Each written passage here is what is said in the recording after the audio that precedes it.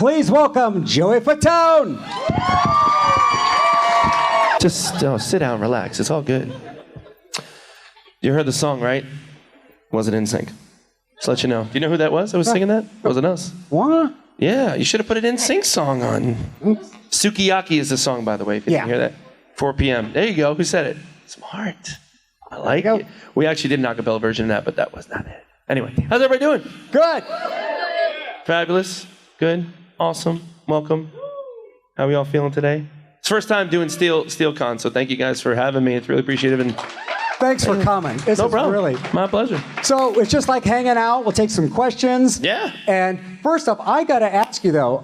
I read that your dad was in a doo-wop group called the Orions. Yep. It was close. It was almost like the what is it? The Wonders, and if you like the Oneaters. Very similar. They're called the Orions. Is what the name was. Yeah, it's all good. Orions. They weren't really like famous or anything, but that's kind of how I started really loving doo-wop a cappella and all that kind of stuff. So do you think like your talent for harmony is genetic, or you had to really work at that? A little bit of both, because my brother's basically tone deaf. He can't kind of sing a lick. So, I mean, it kind of hit the family, but not my brother. But me and my sister do sing, and yeah. My brother can carry a tune. He's more technical side. I became more of I guess, entertaining side. I don't know, yeah. But listening to doo-wop stuff in the house and stuff, it was like, oh, how do you do that? And then he started doing like a couple little things as I got older. There was like this kind of 50s thing that they did this show. And I really got into it, and just listening and going to the rehearsals that he was doing. It was just kind of like, this is awesome. I want to do this for a living. And I got a chance to, so yeah. That's pretty amazing. I did something right, I guess. Yeah. Well, would you mind getting some questions from the folks? Yeah, anybody have questions, please raise your hand. Just raise your hand, we'll come around. It's okay, don't be shy. Right here. They'll open up. Got a question right here on the side. Your group was like the very, very first one I was like screaming, I'm just excited to see you. I appreciate that. Thank you. So what made you decide to be a singer? It was weird, because even when I wanted to entertain, I was so nervous to get on stage. Actually, a few of the first times I remember, there was actually a show that I did. I went to Catholic school in New York City, and for the church, my dad would do the kind of like these plays, believe it or not. He loved acting as well, so he would do like these kind of plays to raise money for the church. So the very first time I ever, even before I got singing, I did this. It was a show called About Movies and Music, and they were snippets of like movies, and we would recreate them. So I was Pinocchio. I was really small. I was nervous. I think I even peed myself a little bit. But I remember all I had to do was be underneath this box, come out and say, Papa, which I was so nervous to do. And then when I auditioned, I actually was nervous to even audition stuff in high school.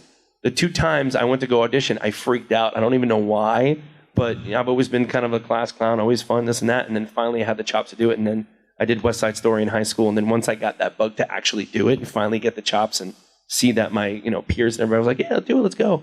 Then I got more of chops to go, hey, you know what? And I was fearless after that. I didn't care. Whatever it was, I tried to take it. Ballet, sure, I'll attempt. I can't do it. Save my life. Sure, I'll point my toe. Stuff like that. Just for entertainment. I just loved all forms of entertainment. So I was kind of like a sponge, if you will. So anything with musical theater, anything like, that's kind of really the first and foremost love that I really did was musical theater, because you get to act and you get to sing. So in my high school, we did 3 different productions a year. Usually kids in high school, they do like 1 production for the year. We did a Shakespearean play, a 1-act dramatic play, and then we did a musical. So it was a theater arts program after the first year, our freshman year. So started doing that, and then I joined up with 4 other knuckleheads right after I graduated high school. Question right back over here. Come on out. Yes, to piggyback off that, you said you were in West Side Story. So who did you play, and what is your favorite musical of all time? I played Chino in West Side Story. And then my favorite musical I never even got to do, but my dad did it years ago. It's such a crazy, weird musical to even like, for that matter, because it's an operetta, but it was Pirates of Penzance. Oh, wow. Yep. Anybody remember Linda Ronstadt? Yeah, her. Also Rex Smith, Kevin Kline was in it as well. Angela Lansbury was in it as well. That's crazy. It's all coming back to me. Sorry. Got some questions over here, right here. So me and my wife, we love you when you get on Impractical Jokers, and I just got to ask, what is that like? How are the guys? I mean, it just seems like it would be a ton of fun. It's nerve-wracking. I'm not going to lie. I love when people go, oh, I could do that. It's great. Oh, it'll be easy. And then when you get there and they're yelling in your ear, but also on top of that, you're hearing crackling because the audio is not the greatest. So you got to make sure you try to hear them really well. Then you're talking to somebody else and you're trying to improvise at the same time as you're trying to listen to them talk to you back while the guys are feeding stuff in your ears. So you're kind of like confused. It really is. But it's like you have to kind of tune in, turn on, and shut off certain things in your head because it is nerve-wracking. Or it's nerve-wracking because you think someone's going to smack you in your head. Because when I did the Carnegie Deli one, I actually palmed the guy's pastrami. But what a lot of times we do a bunch of other stuff that they edit. I took a fork and ate his pastrami. You didn't see that. But then all of a sudden in my ear, I hear the guys go, don't go back. I go, why? He goes, because they have microphones by the table so they can hear them still talking after I leave. So what happens is the guy goes, he said, I think it was Joe that said it in my ear. He goes, yeah, you don't want to go back there because the guy said, if he touches my cheesecake, I'm going to stab him in the effing hand with a fork. So I went, yeah, I'm not going back over there again. Nope. Because then after everything is done with all the people, then they tell them. Because it was such a tight quarters. We were in the Carnegie Deli. So I was with different tables doing it very quickly. Like there's a time, and if you've ever seen it, I take a woman's plate and I'm not supposed to. And they said, oh, she just needs bread. I said, yeah, okay, great. And the other lady's like, no, she's not ready. I walked by once. Joe goes, walk by. I walk by again. I stop. I go, now what? Should I bring the plate? He goes, nope, walk by again. I walk by again with the plate of her food in my hand that is yelling at me going, I'm not done yet. I'm like, yeah, okay, you want bread? Okay, bread. I did it like 5 times. So I felt so bad after the fact. But then, again, when people know what it is and they sign, like, okay, well, okay, don't hit me or don't beat me up. But we are doing, speaking of which, I think it's either next month or the month after. They're going to start to shoot coming up soon. But I'm doing a full episode with them like they do. They're having other celebrities out there. So I'm doing a complete full episode to where Nice. Murr literally says to me, oh, you're getting punished. That's all he said to me. He's like, you're getting punished. I'm like, great, because they know my fears. They know things that will, get me good. So I'm not happy about that because they really don't tell you. There's nothing. They always like whisper to each other too. Like, Q would whisper over to Murr and not say anything, to Sal because the things that they're doing, they really have no idea. They really don't. Okay, a couple more from this side of the room. Hi. What made you want to do Masked Singer, and what was your favorite part? I lost a bet. Just kidding.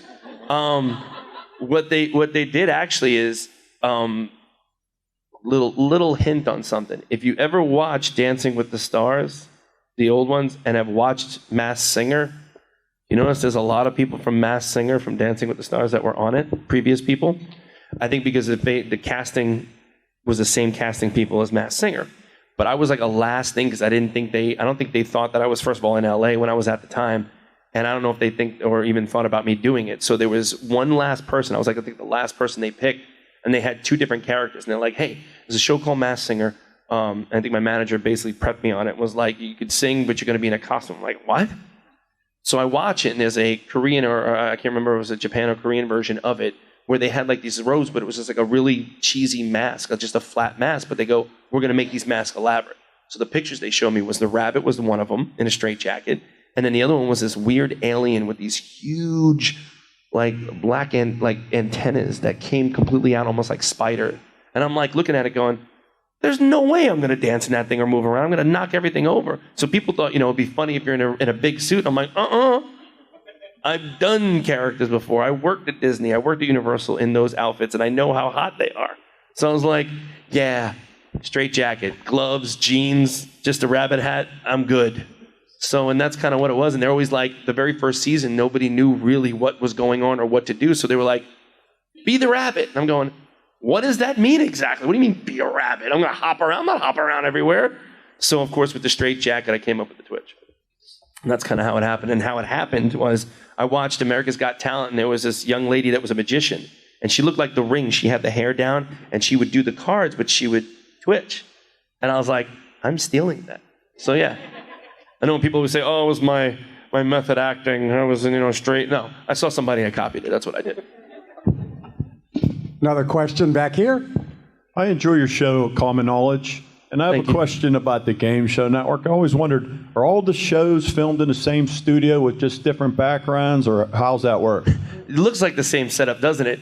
Believe it or not, I know myself and America Says, when Common Knowledge America Says, they shot basically in the same studios, but different studio stages.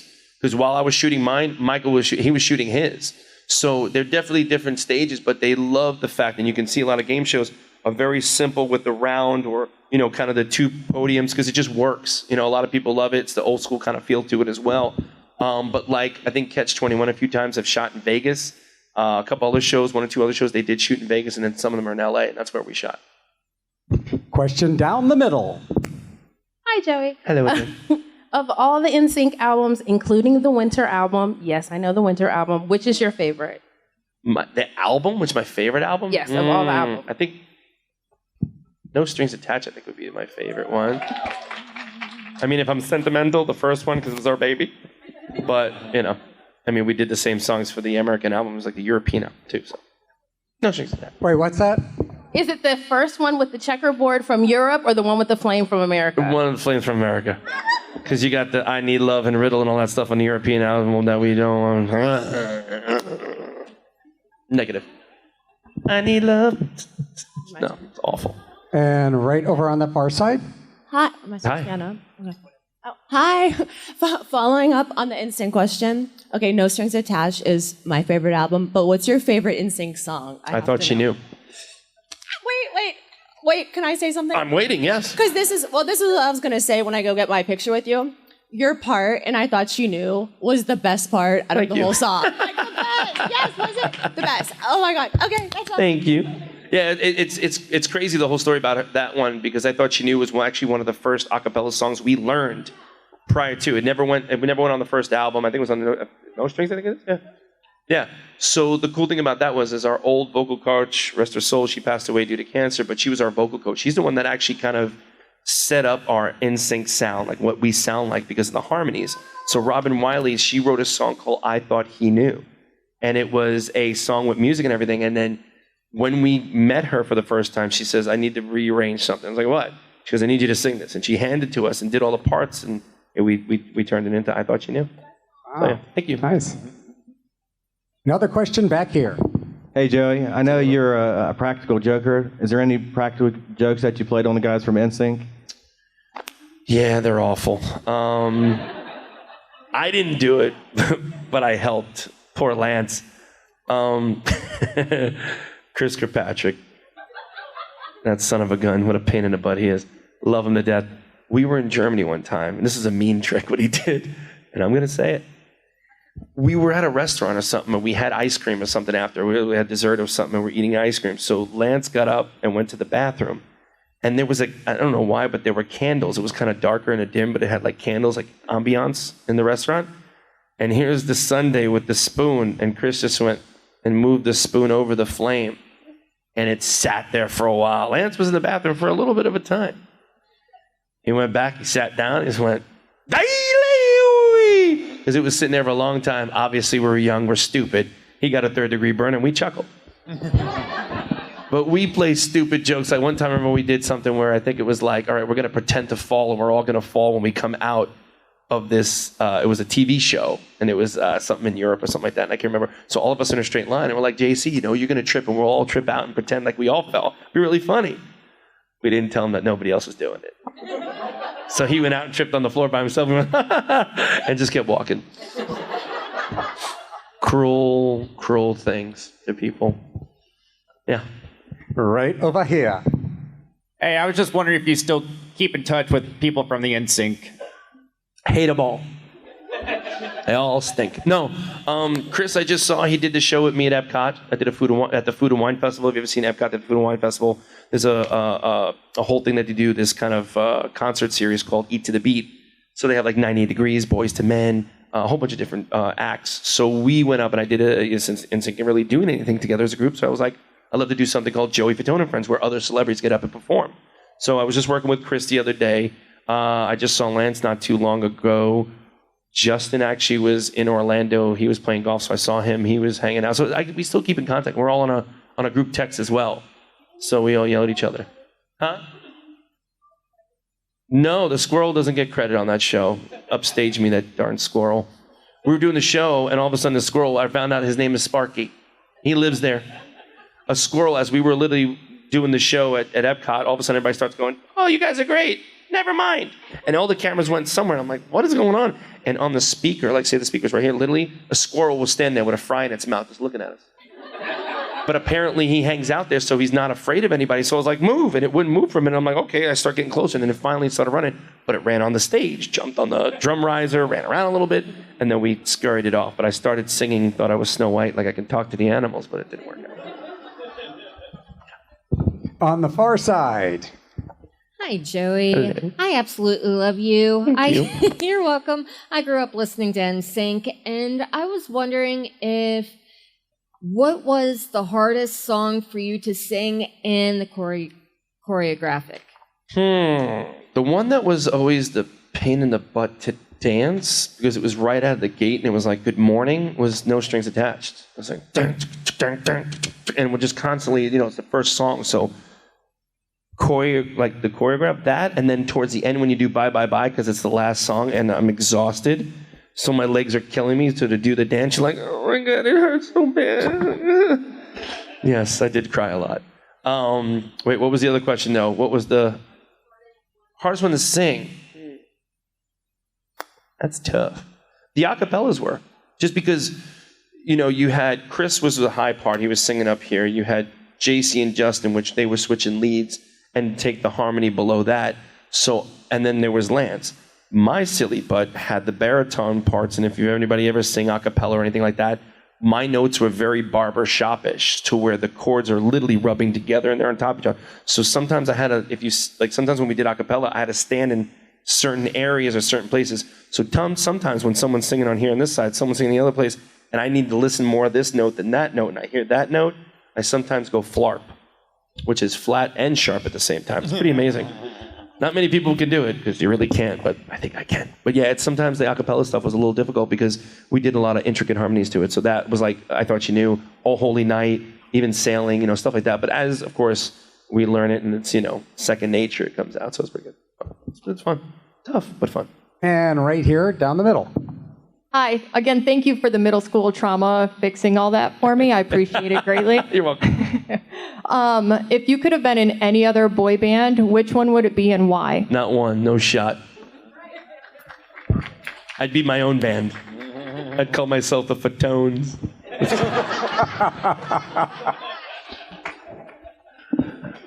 Right down here, we got two Menudo. I'd be in Menudo. Oh, there you go. Or I'd be in the Temptations. How about that? I'd be a band. I don't know. Yeah. I wouldn't be a Backstreet Boy. That's for damn sure. Oh, I could say that. They're my friends. You can record it and play it for them too. I don't care.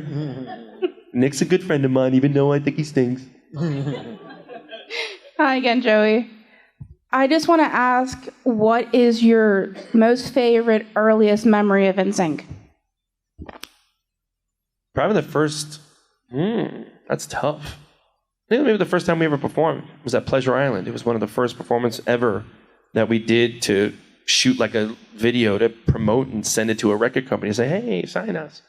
But it was weird. It was like one of those, I remember Chris was about to throw up. He was so nervous because he's never performed like that in front of people. He's singing Hollywood High Tones at Universal, an a cappella group, but he never completely different with original songs, something completely different like that.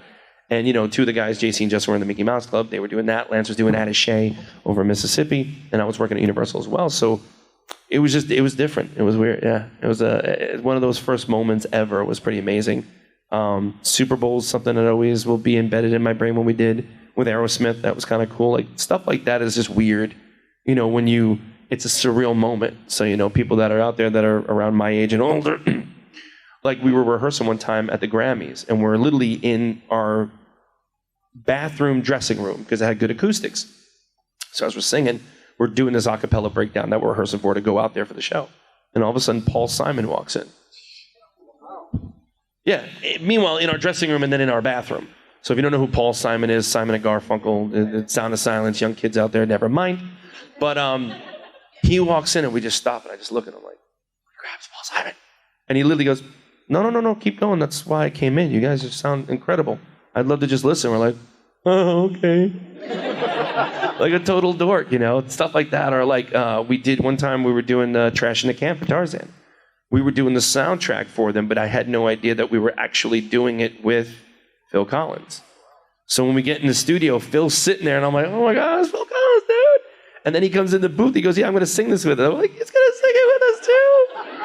So it's like, for me, I don't know, I love it because it never gets old for me. I'm like, oh yeah, hi Paul, how are you? Or you're like, hey, Janet Jackson.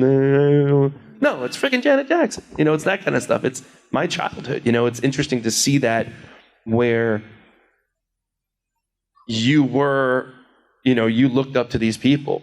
And then not to say you become these people, but you're kind of on that same pier. But then it's interesting when you see the younger generation come in. It reminds me of a story real quick where one time I was introducing, this is after NSYNC, I was hosting this show. It was like this DJ convention, but it's more like a radio convention kind of thing.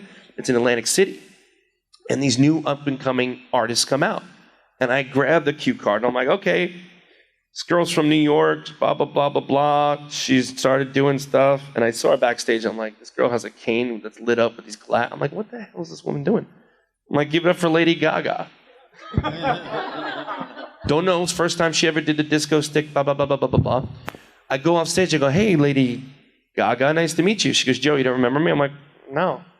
She goes, you let me into the club when I was underage at a club called Suede in New York City. I used to promote a club when I was doing Rent. She used to come to the club all the time. Had no clue. None. Dark hair, very quiet, but said hi to her, but never knew who she was in that sense. And now she's Lady Gugats. It's amazing. Next one. Over here is another good question. Hi, Joey. Hello. I seen you did back sync with Lance, AJ, and Nick. That's AJ's mind. Go ahead. I'll fill in on that in a second. Is there going to be a chance of maybe doing more of that and maybe like a small tour? I love how AJ likes to embellish things, and nobody ever said anything. He's like, yeah, back sync, and they're going to do an album. The minute he said that, people rolled with it. But we did that for Pride. But we do a show the show that I do is called After Party. And what I did is, it's almost kind of like a Rat Pack thing. And we've done this a few times. It's a lot of fun. It's myself, Wanye Morris from Boyz II Men, and Nick Carter and AJ came out to do it a few times. But we've done it as well other places. And we've done more like private events. But it was the coolest thing because people have never seen that before. You would see me, Wanye, Nick, and AJ singing pop, singing Larger Than Life, singing Motown Philly. So we're singing each other's songs together. And there was a bar on stage, which AJ did not drink. But we were on stage, and it was just a cool vibe because everybody would sit there, we'd watch each other. And then I called up a bunch of my friends and said, hey, would you love to do this? And I'm shocked that they said yes. I had Luis Fonsi sing Despacito. He came out as a surprise guest. Julio came out as a surprise guest, did Gangsta's Paradise. Ray Parker Jr. came out and did Ghostbusters. I had Bobby Brown come out and do My Parade. It was crazy, the stuff that was going on. And we started doing stuff like that. So it's more like a Rat Pack vibe. If we ever do that, I'd love to do another Pride thing with them again, but me and Nick have been doing stuff now, and we do that kind of party. So hopefully we'll get to do more after parties and bring more people in. A couple of weeks ago, I did a private event, and it was, again, it's completely a different group of people sometimes. It was myself. It was a 4th of July thing we did. It's myself, Wanye, Sean from Boyz II Men, Dee Schneider from Twisted Sister, and Jeff Timmons from 98 Degrees. What? Random, but exactly. That's what's fun about it. Another one I'm doing not too long, not in the far future, is with Scott Stapp from Creed. So we're mixing this rock, pop, and all this stuff, and have fun with it. It's like kind of like, why not? So it's cool. I'd love to. If we have a chance to do it, heck yeah. Question right here. Do you ever plan to go back to Broadway? I'd like to. I've actually had conversations. I was going to audition, and then the pandemic hit again, like when they were like, oh, the shows are open. No, they're closed. No, they're open. No, they're closed. No, you wear a mask. I'm like, I'm not. Wait until you're all done, then I'll come out and audition or something like that. But I would love to go and do Beetlejuice. I watched the show. I've seen the show twice now. It's ridiculously fun. It's just fun. People are like, that's not the movie. Doesn't matter. It's fun. But it's cool because Beetlejuice gets to kind of literally do whatever, break the fourth wall, talk to the audience, change things around when he wants to. So Alex Brightman is doing it right now. It's absolutely amazing, but I would crush that role. Let's go to the... Sorry, go ahead. Okay, no, just say.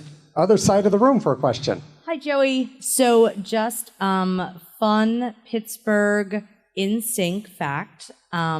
And do we all remember the No Strings Attached tour? I do because I was there. It was you do it. You guys were the first. Yep, I'm going to cut you off. Ready? I know. We closed Three Rivers, and we opened up Heinz. Yeah. We were the That's right. band, the only band to do that. As far as musical acts, obviously not sports, but yeah, we literally closed it and it was done. And then all of a sudden we came back. I guess a year later or two, whatever, and then opened up Heinz, which was dope. I remember. Was there a question? You just wanted to? I love the stating facts. I'm with you on that one. I remember.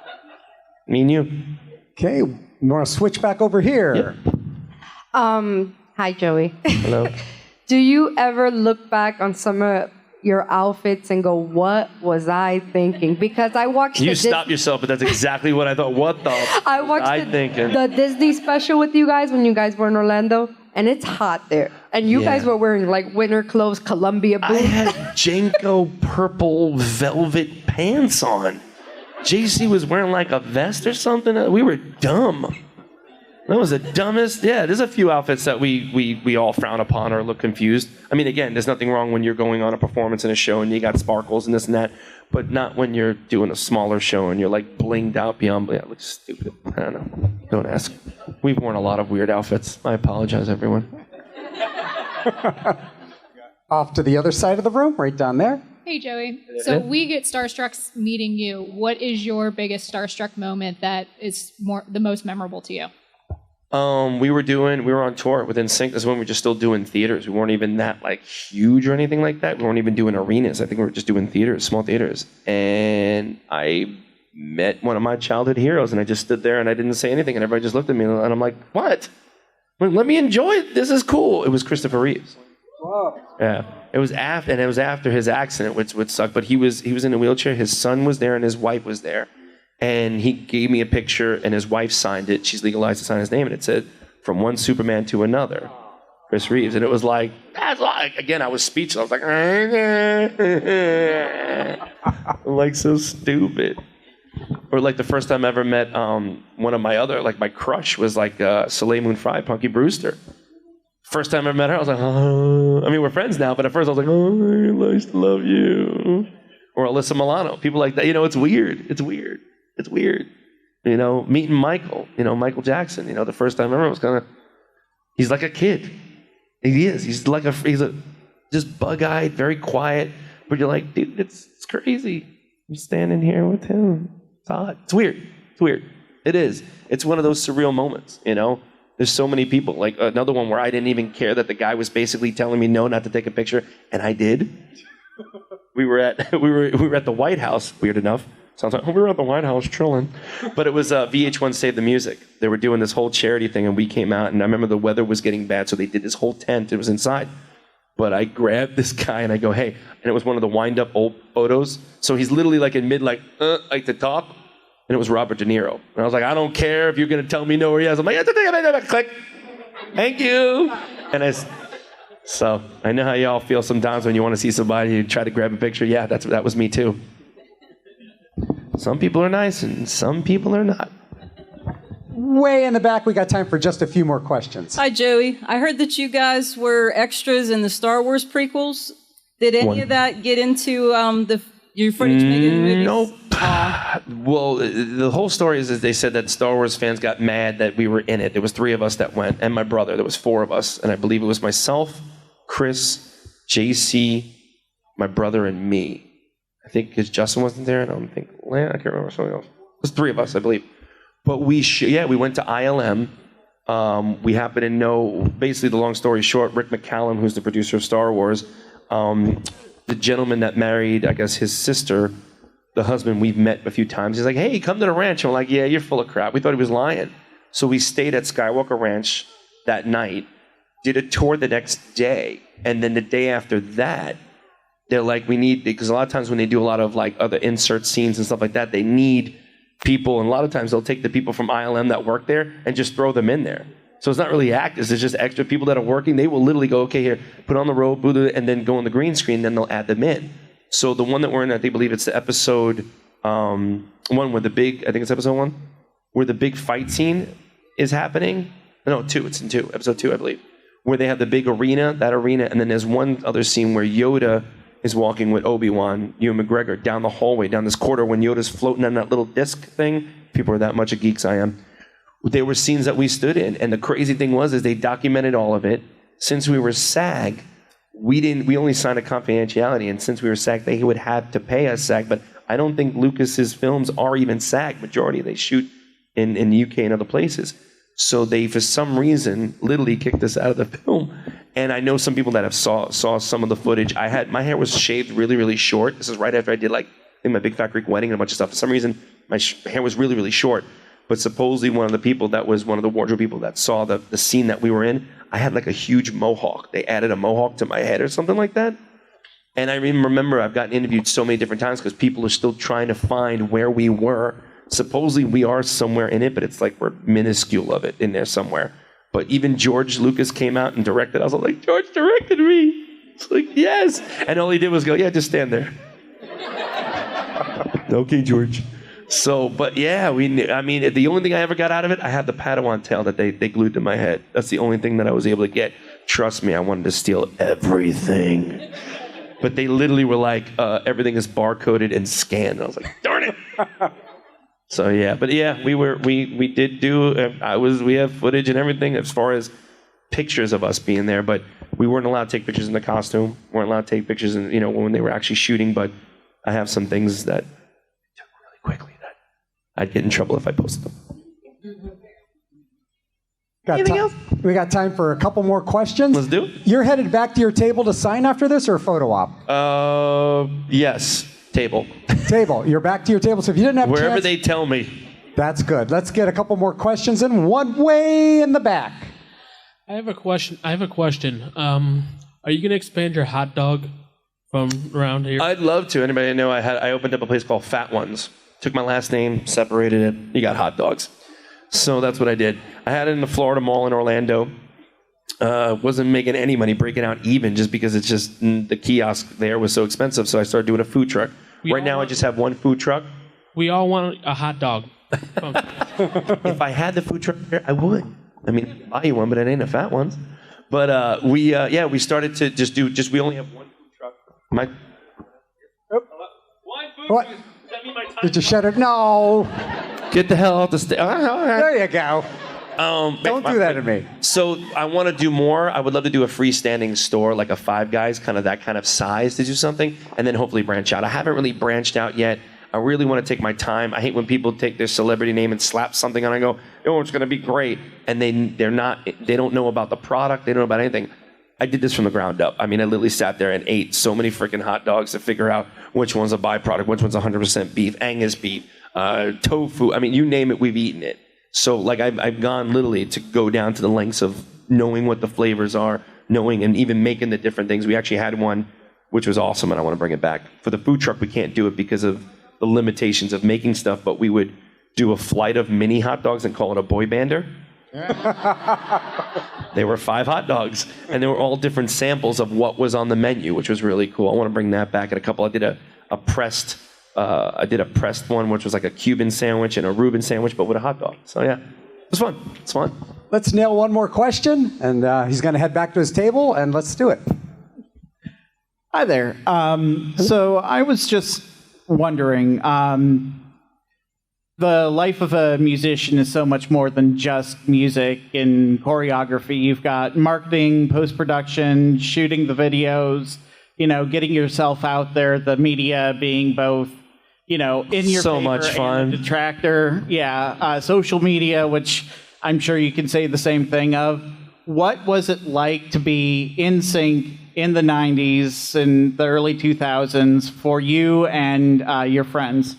Amazing. That's because people enjoyed the concert.